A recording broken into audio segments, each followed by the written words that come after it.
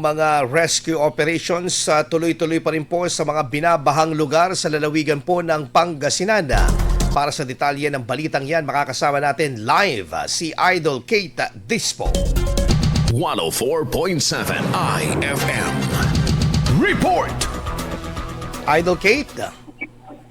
Nagpapatuloy ang rescue operation sa ilang bahagi ng Pangasinan habang mayroon pa rin mga komunidad na nakararanas ng pagbaha, bunsod ng epekto ng habagat. Kumikilos sa mga search and rescue personnel at response teams ng Municipal Disaster Risk Reduction and Management Offices o MDRMOs upang maabot ang mga pamilya na nangangailangan ng paglikas at iba pang agarang tulong.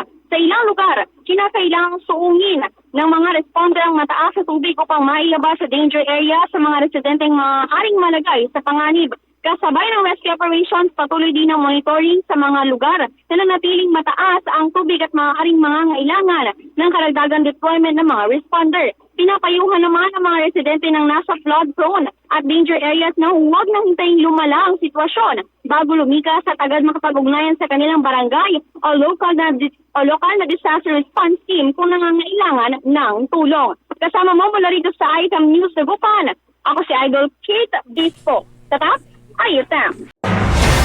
IFM News. IFM News. IFM News.